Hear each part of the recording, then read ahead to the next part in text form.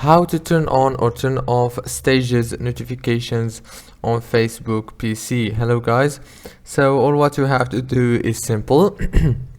Go to Facebook, this is the home page.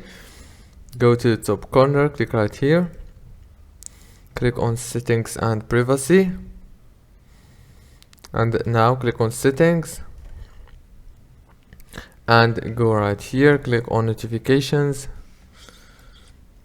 After click on notifications, here you will find many options. All what you have to do is simple, just scroll down until you find stages here. As you can see, click on it like this, and now you can enable or disable stages notifications from here. If this video was helpful, please don't forget to like, subscribe. Thank you so much for watching this video until the end. See you later.